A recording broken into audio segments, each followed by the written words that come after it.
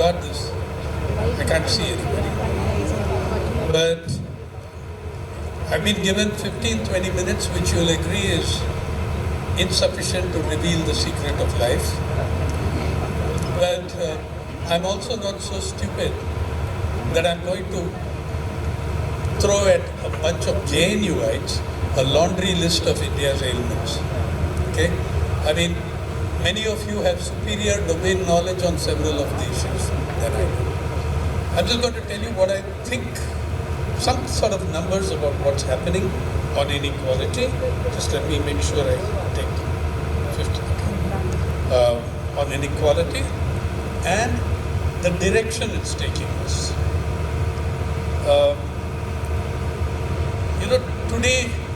Today being a day of election results, etc., it's worth beginning with the kind of inequalities reflecting in the electoral order, in the political sphere, in particularly in elections.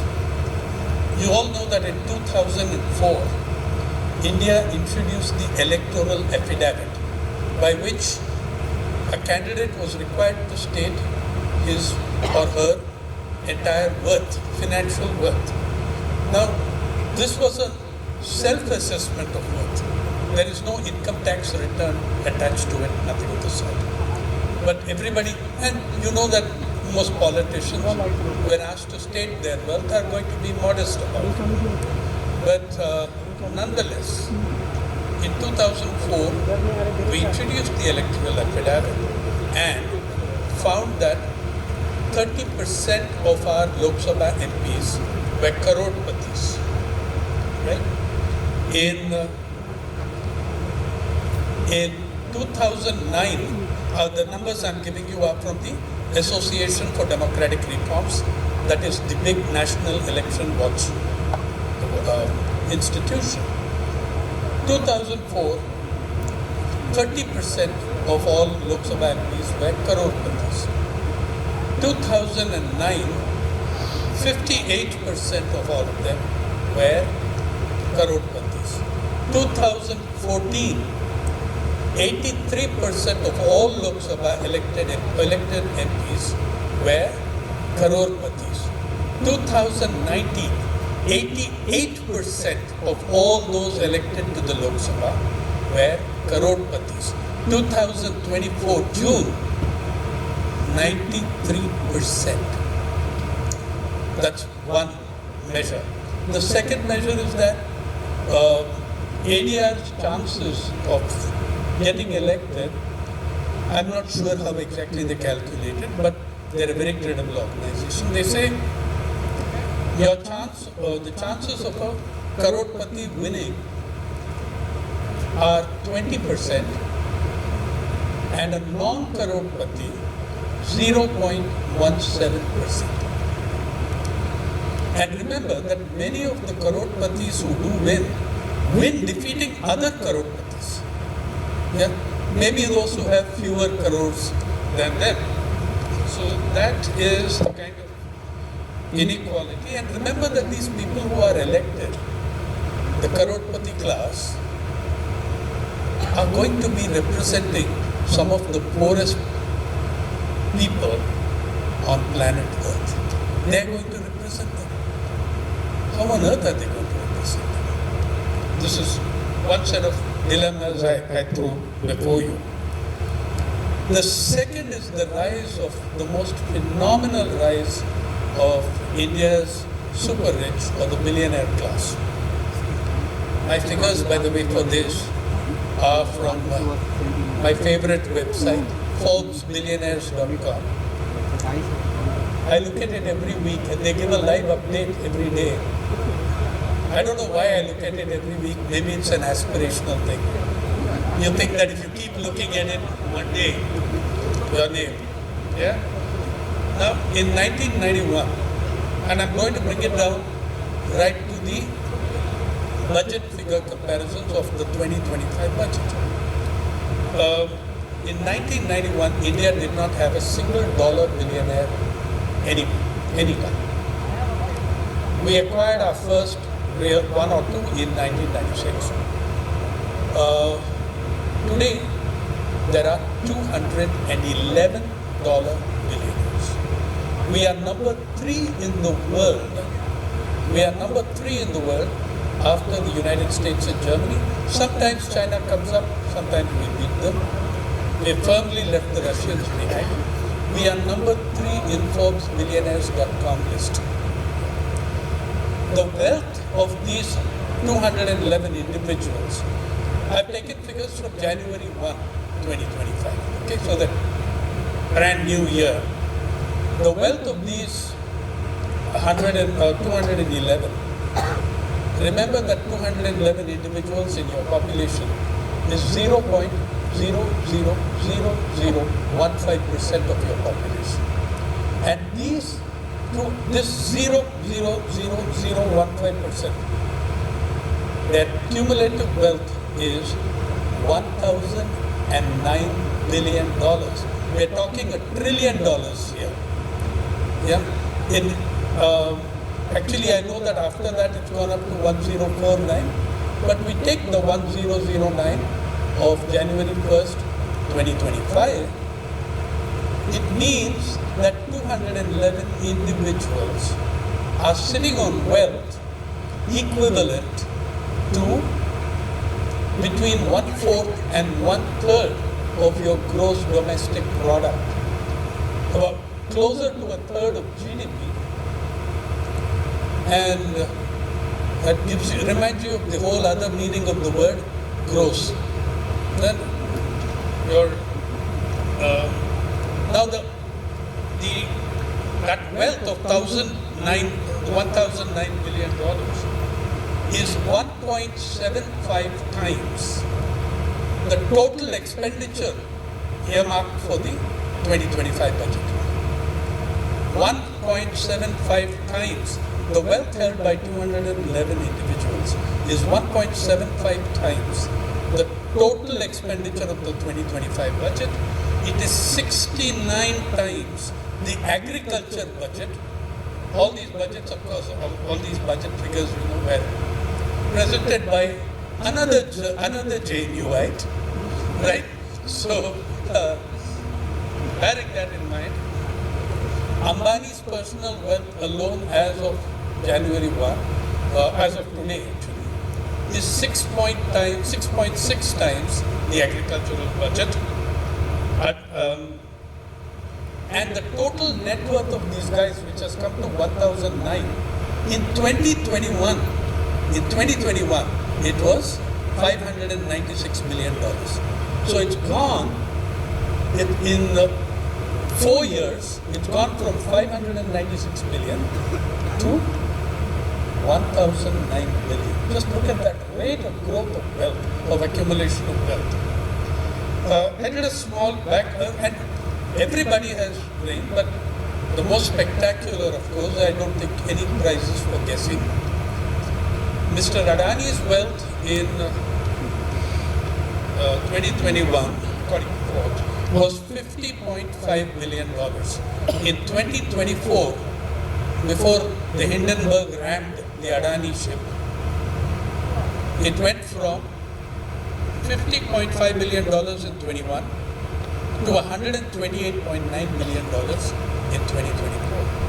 His rise from 2003 to that figure is a rise of 1,500%, which is greater than that of Elon Musk in a single year.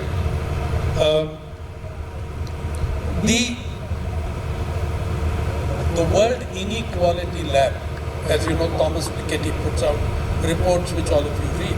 The World Inequality Lab says two things. One, that wealth concentration in India is now greater than it was, say, in 1921 at the height of the British Raj. The second thing that the World Inequality Lab tells us is that more than 90% of billionaire wealth in India is concentrated in the hands of upper castes. Now what's happened, I want to make it very clear, don't think that this is a problem of the last 10 years. It's a problem of the last 30 years. When up to the late 1980s, income wealth inequalities were slightly declining. From 91, we make this bold new leap, and you've got what you've got. So I took when the great Kisan Andolan was on, did any of your media, apart from People's Archive, thank you, did any of your media tell you that the combined wealth of Ambani and Adani was greater than the combined GSDP of Punjab and Haryana? Yeah. Even now, Ambani's individual wealth is greater than either Punjab or Haryana. Haryana's GDP or GSDP, gross state domestic product. I did a calculation, say, on the promise of the market and capitalism and everything else. You know the promise that if you work as hard as Ambani, you can be as wealthy as Ambani, right? So I took, as a common Indian, I took a worker on the Narega, on the Mahatma Gandhi National Rural Employment Guarantee Act. I should tell you that every year, once or twice a year, when I'm in the countryside, I try working on the Narega side. I can last 4.5 hours. And it's humiliating to watch a 13-year-old girl wearing a full sari to pretend she is older than she is. Yeah? Continuing with ease, what leaves me exhausted for the rest of the day. But how can that promise be upheld by someone on the Narega?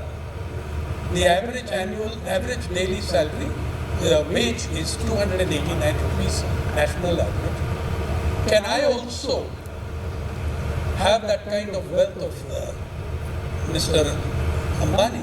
Actually, you can. Just takes a little time. 350.6 million years. That's what it takes. 350. Now, if you're more modest, if that rural family is more modest and looks at, we only will want how much he earns in 1 year, he has capped his salary. He has capped his salary at 15 crores annually, very generously. And then it would take a mere 5,009 years. Now, on every indicator of human well-being, just look at a few of them.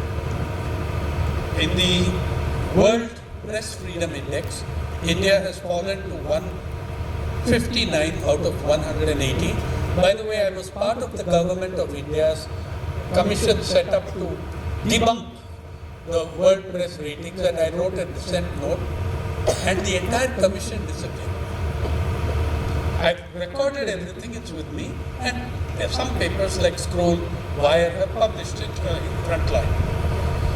But WPF, we are 159 out of 180. Human Development Index of the United Nations, 134 of 180. When the neoliberal period, if you like, started in 91, we were at rank 124. Maybe there were a fewer nations then, but we have made no great leap in rank as compared to others. In the Global Hunger Index, we are 105 out of 127 nations. Bhutan, Nepal, Bangladesh are ahead of us in the Global Hunger Index. And in the Gender Gap Index, we are, that is by the World Economic Forum, we are 126 out of 145. Really, the kind of celebratory romancing of the cult of super rich and wealth. Why are we not looking behind that, beyond it? Now, in the same 30 years, there have been fantastic achievements that India has made. And I'm a very big, champion or supporter of those. In the time I have, I'll just mention one and show you how a genuinely great achievement doesn't, who is it directed at and what is it going to be used for? Look at Mangalayan 2. I mean, every Indian can be proud of the Mangalayan thing. You were just the third nation to put a vehicle in orbit around Mars, and you did it cheapest, I think, what, $72 million or something, $72 billion, something like that, which is much cheaper than any other nation has done on it. Though most Indians are satisfied with that media output which tells the this, but which does not much discuss what were the primary science objectives of Mangalyaan. Now I believe that the primary science objectives are a very worthy list. There are about 5 given there. The one that interested me when I looked was to study the prevalence and concentration of methane gas in the Martian atmosphere. Now, you all know methane is one of the biggest drivers of climate crisis, methane gas. So yes, I'm very supportive of it. But in 75 years, every year, by the way, in the last 10 years alone, every year, 60 to 100 Dalits die from methane gas poisoning in the sewers and the septic tanks. No one's given a damn of an interest about why can't we do something in technology? Why can't our scientists and technologists who have put such phenomenal things up at Mars, why can't we get rid of the one nation in the world that still imposes this humiliating occupation, the worst occupation imposed on human beings in history? We are not able to get rid of it. We are not even trying. So that's one thing. Now you look at health and nutrition. You know that there's a lot of celebration over the Ladki Bahin scheme and the money given to women. Wonderful, I want that to happen. But you know where the money is coming from? It's coming from the cutting of the universal programs for women and children. Amount ICDS, the Integrated Child Development Service, that has seen major cuts. The midday meals are being privatized. More than 1.2 meals daily are given by Akshay Patra, an organization which is allowing the state to abscond from its reality. Akshay Patra imposes a sattvic diet on the children. No meat, no eggs, no garlic, no onion, no anything that even remotely has a sense of taste to it. And remember this, vegetarianism is being promoted in such an aggressive fashion in this country. Municipalities in Gujarat have declared the entire municipality to be vegetarian, and consumption or holding of meat is going to be a crime in those places. And that's only the beginning. By the way, the stats show us 78% of Indians have eaten meat. 74% of them call themselves meat eaters, call themselves non-vegetarians. So when you have, and remember the midday meals are being privatized. By the way, in Odisha, as Vijay knows, you have Anganwadis being given out to corporations. Vedanta is running a lot of the Anganwadis. How many of you have heard that in Maharashtra, Dahanu Port Terminal, Mr. Adani has launched an Anganwadi? Think 5 years from now, 10 years from now, you can see the state withdrawing from Anganwadi, ICDS, midday meals, increasingly handing that over to the corporate sector. The NREGA is being sharply cut, though that was what saved millions of lives in the COVID reverse migration, in the great reverse migration. That's another conversation, you can ask me about it. And I'm trying to say that all these economic impositions, exploitation, collapse of universal programs plays into all our other national problems, including the rapid communalization that's going on. Please know this. Studies of communal riots from the 70s onwards have shown us that after a gigantic riot, there is a passing of property and wealth and occupation from one religious group to the hands of the other in a significant scale sometimes. You can go back to any of the major riots and look at it. what do we do? What can a bunch of us do? What can we do as individuals? What can we do as Jnuites? I have actually 5 minutes. See, the thing is this, that I believe that I think the basic steps for defending the lives of 1 billion people, the basic steps for enhancing the living standards of more than 1 billion people, those are very much enshrined in the Constitution of India. And not just the preamble, I mean, more significantly perhaps, the directive principles of state policy. Now, whenever I speak about the directive principles of state policy, as I do very often, some smart young law student will get up and say, but sir, they are not justiciable, they are not enforceable by courts of law. Please look at 2 things. One, the very same paragraph that says that in part 4 also says the principles are nevertheless fundamental to the governance of the nation, and government policy, state policy must be informed by these principles. 1. 2. In the last 40 years, 3 Supreme Court judgments, the last of them by Justice Ashok Ganguly, said in his judgment, it's almost explicit in those words, though I'm paraphrasing, the directive principles of state policy are every inch as important as the fundamental rights. And I only got to know this when I heard him speaking at the National Judicial Academy judges training or refresher course for senior judges, which for my sins I was also dragged in as the token poverty guy. So that's when I heard him and I asked him, and he said, go and read the judgment. I have said it clearly. So 3 judgments of the Supreme Court give us the strength to fight for this. Give us that basis. That's one.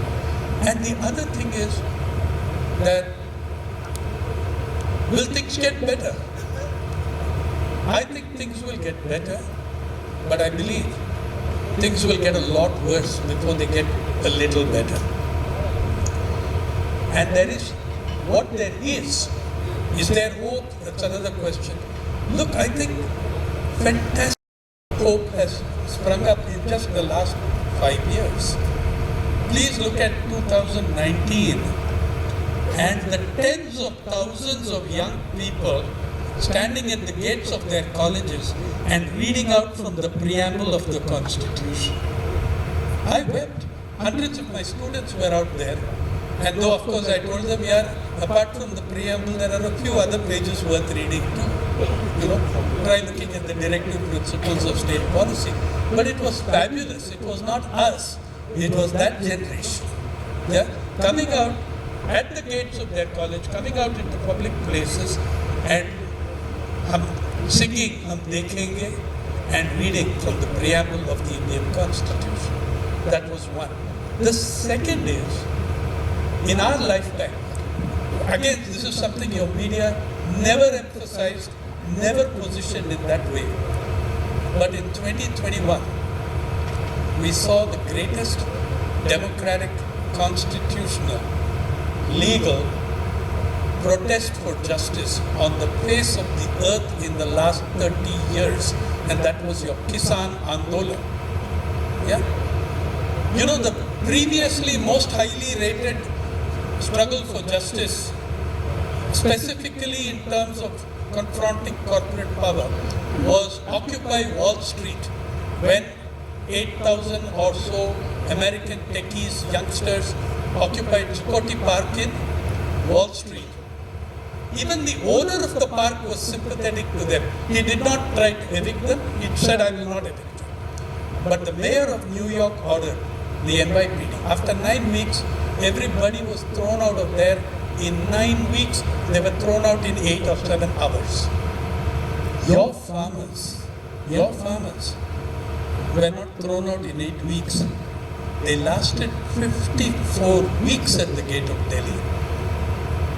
Through Delhi's worst winter in 40 years, its worst summer in a decade, its horrible rains, and they were hit. The action, if those of you who saw them being attacked at the border at Singhu, there was more action there than there was on the line of actual control with China. There were half a dozen security forces there, far greater numbers. Delhi police, Haryana police, Punjab police, you name it, they were there. People were hit with water cannon, again I'm saying none of this is a problem that is of the last 10 years. But in the last 10 years, it has greatly accelerated and intensified. It's a very logical thing for me from 1991 onwards. So we have to address those basic problems. Kisan Andolan taught us the meaning of the word resistance. By the way, they were the ones at their speeches saying the wealth of Ambani and Adani, who are the beneficiaries of these laws, is greater than the gross domestic product of Punjab and Haryana put together. Given all these, I'm saying you have that hope, and the single thing is defend the constitution, convert some of those directive principles, right to work, right to food, into justiciable principles, minimum decent wage, and I think we will get somewhere far better than where we are today. Thank you. Thank you so much. It's such an enlightening talk, and this, in fact, has invested this remarkable reunion with some kind of an intellectual vigor and content. So, this is a novel general consensus. He is ready to take 3 questions because I think all of us are much more interested post this academic talk. So, anybody who is interested to ask, there are 3 questions we will take. Thank you.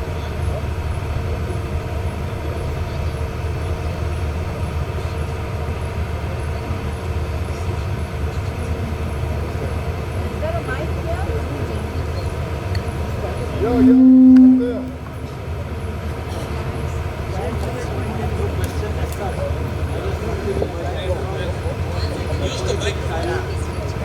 I can't hear. Just give the gentleman the mic, please. I have no question to ask. I just wanted to be enlightened about the inequality in China as well.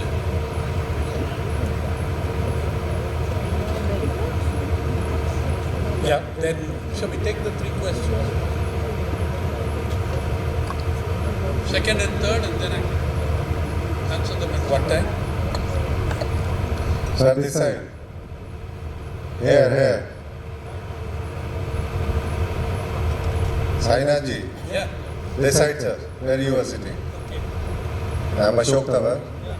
You cited how people with crorepati background, they are winning successive elections, their number is increasing.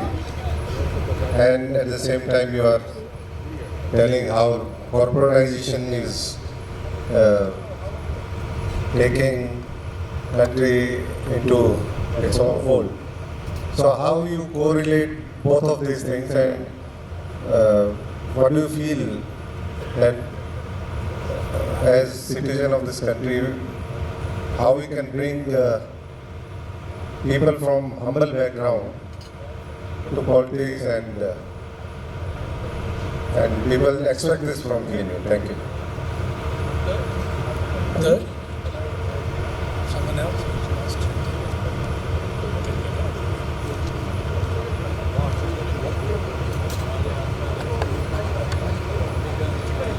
Sainath, you said things will get worse before they get better. Sorry, who is this? This is Deepak Sainath. Deepak, yeah. So you said things will get worse before they get better. Alas, yeah. No, I agree with you totally. I just wanted to know your views on 2 things. How long will it last? 1. And 2, how will it end before when it starts getting better? Is it going to be an implosion, an explosion, or what's going to happen? How will it actually get better? Thank you.